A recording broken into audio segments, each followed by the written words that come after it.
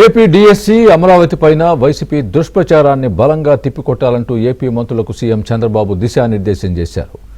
జగన్ దుష్ట పన్నాగాల్ని ప్రజలకు వివరించాలని స్పష్టం చేశారు.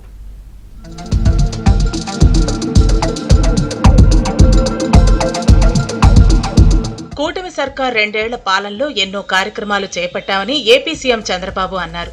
ఒక్కోసారి తమకు ప్రజలకు మధ్య సమన్వయ లోపం వస్తుందేమో అనిపిస్తోందని, అందరూ జాగ్రత్తగా ఉండాలని కేబినెట్ సమావేశంలో తన సహచరుల్ని సుతిమెత్తగా హెచ్చరించారు. తమ అధికారంలోకి వచ్చి 2 ఏళ్లు పూర్తయిన సందర్భంగా మంత్రులంతా జనంలోకి వెళ్లాలని, వైసీపీ అసత్యాలను తిప్పికొట్టేలా ఎప్పటికప్పుడు సన్నద్దం కావాలని దిశానిర్దేశం చేశారు. ఒక్కో మంత్రి తమ శాఖలో చేపట్టిన కార్యక్రమాలపై ఈ నెల 28 లోపు ప్రజలకు వివరించాలని డెడ్లైన్ పెట్టారు. అంతేకాకుండా వైసీపీ అధికారంలో ఉన్నప్పుడు వ్యవస్థలను ఎలా నిర్వీర్యం చేసిందో, రాష్ట్రాన్ని ఎలా నాశనం చేసిందో జనానికి అర్థమయ్యేలా చెప్పాలన్నారు.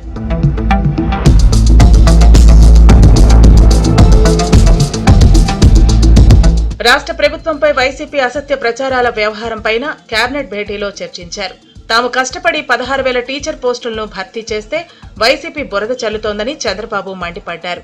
జగన్ డీఎస్సీపై రాద్ధాంతం చేయడానికి ప్రయత్నించగా తాము గట్టిగా తిప్పికొడితే తోక ముడిచారన్నారు. డీఎస్సీ విషయంలో వైసీపీ దుష్ప్రచారంపై విద్యాశాఖ కార్యదర్శి కోన శశిధర్తో సీఎం మాట్లాడారు. తాము వివరణ ఇచ్చిన విషప్రచారం చేస్తున్న వారిపై క్రిమినల్ చర్యలు తీసుకోవాలని కోన శశిధర్ను ఆదేశించారు. ఇక రాజధాని రైతుల పేరుతో వైసీపీ వాళ్లను తీసుకొచ్చి జగన్ డ్రామాలు చేస్తున్నారని చంద్రబాబు మండిపడ్డారు. అయితే జగన్ దగ్గరకు వెళ్లిన రైతుల్లో ఒకరైన అశోక్ మరుసటి రోజే నేలపాడులోని తన భూమిని ల్యాండ్ పూలింగ్ కు ఇచ్చాడని మంత్రి నారాయణ చెప్పారు. జగన్ మనస్తత్వాన్ని అమరావతి రైతులు అర్థం చేసుకున్నారని చెప్పుకొచ్చారు. మరోవైపు అగ్రిగోల్డ్ బాధితులను ఆదుకునే విషయంలో అధికారులు నిర్లక్ష్యంపై సీఎం ఆగ్రహం వ్యక్తం చేశారు.